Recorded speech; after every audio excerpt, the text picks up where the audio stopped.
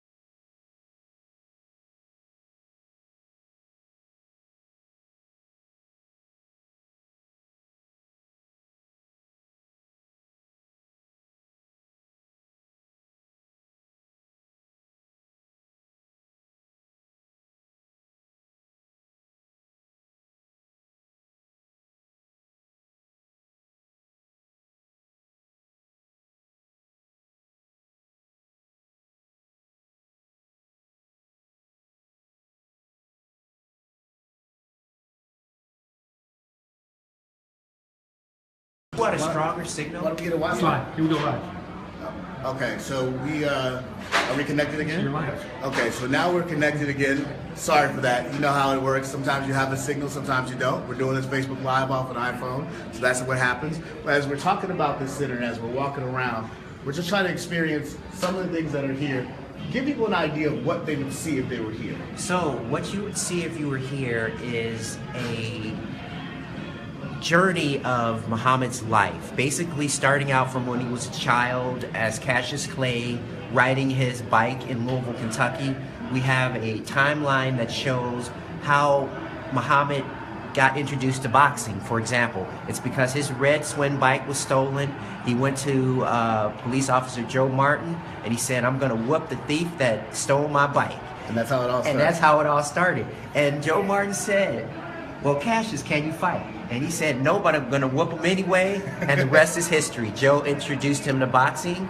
And from there, Muhammad decided he was going to become the greatest of all time. Look, we got here Friday. Yeah. And we saw people bring up the roses for the first time. Sure.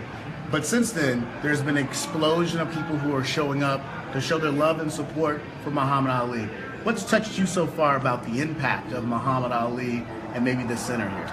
You know what has touched me the most is there have been so many adults that have come and paid tribute and remembrance to Muhammad, but it's the children that are so inspired by Muhammad. You go out to the memorial and you'll see little kids drawing pictures of Muhammad and saying how much they love Muhammad. That to me is the most inspiring thing, that he is touching 4, 5, 6-year-olds to this day. We talked about the family also is highlighting the center.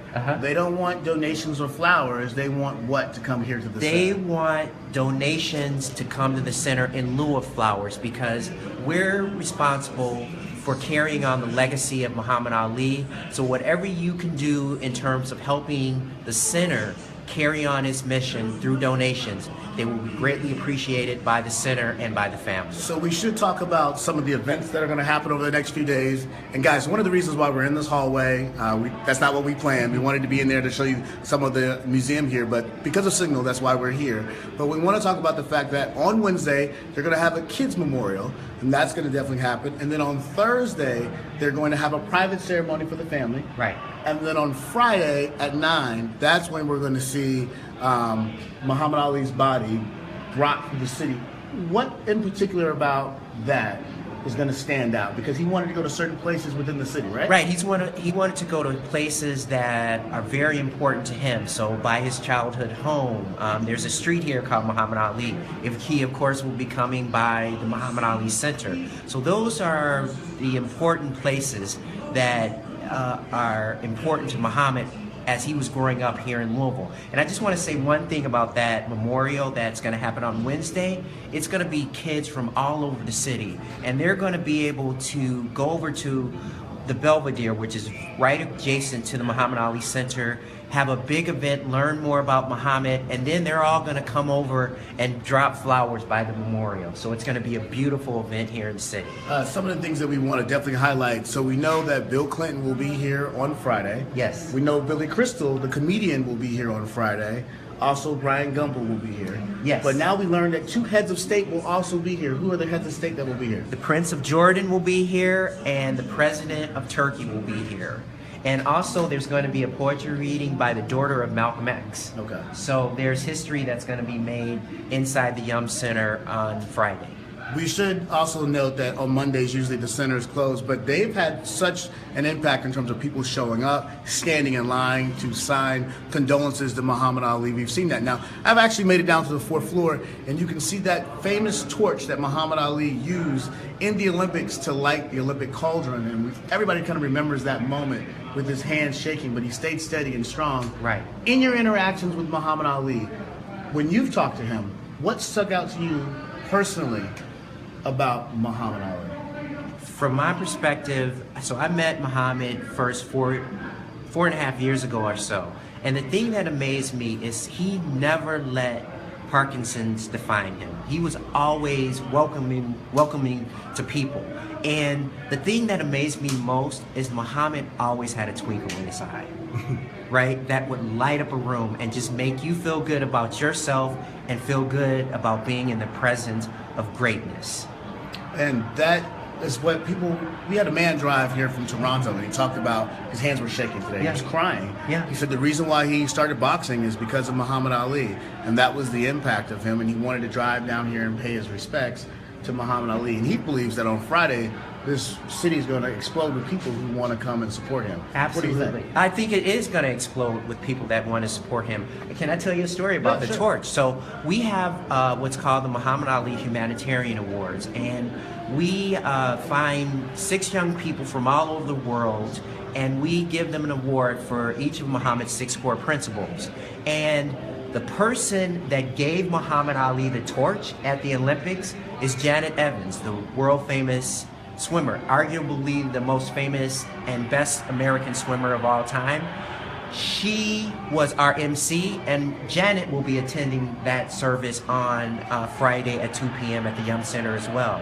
So there will be people from his past, there will be people that have never met him, but will want to share that moment with the family and with all the other mourners.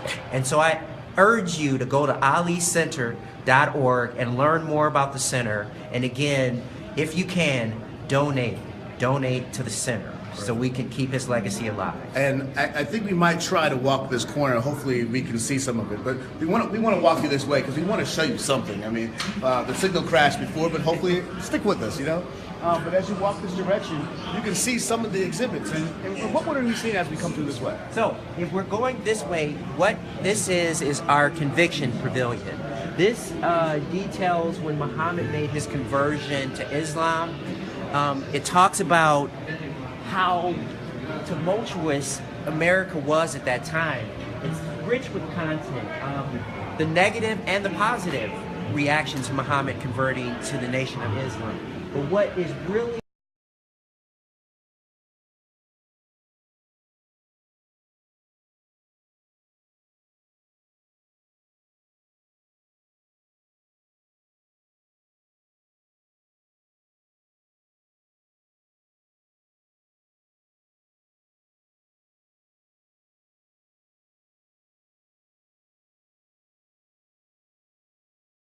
we wanted to show you more of the exhibit, but of course, look, it's there. But the idea here is we want to maintain the signal with you as we talk about the location. If we could walk over this way, this is a schematic of this floor of the center. And these are the 6 principles? These are the 6 principles: dedication, confidence, respect, giving, conviction.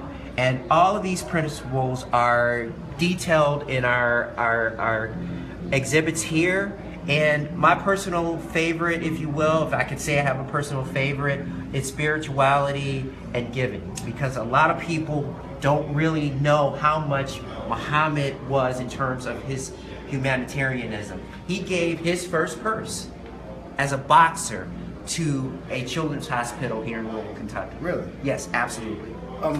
When you look at the 6 core principles, and we know there's a lot paid attention to this, but when you get to the point of talk about confidence, giving, and conviction, what was one of the things that why did he want these 6 principles to stand the test of time? Because these principles are what he used to become the greatest of all time in and out of the ring. When you think about dedication, for example, he was the hardest working boxer in the world. Starting from his childhood, he would run along the bus routes with the buses instead of riding the buses to keep himself in shape. Confidence. We demonstrate in the Confidence Pavilion that not only did Muhammad have confidence, but he inspired a generation of people, particularly African Americans, to have confidence about being African American in the U.S. at that time. Me being one of them, my family being another example of him inspiring us to be proud of who we were. Do you think we'll ever see someone like Muhammad Ali again? There will only be one Muhammad Ali in the history of mankind. Well, guys, of course, we wanted to give you a larger preview of this. We had plans to walk around, but obviously the signal got crushed in here. A lot of people using their cell phones. But look, you can obviously see this for yourself. If you go to the website, you can see some of the preview as well. What's the website? AliCenter.org. And of course, we know that there'll be memorial services Wednesday, Thursday, and Friday. And of course, you can stay tuned because we'll be covering all of those. Thanks so much for joining us. Thank you, guys.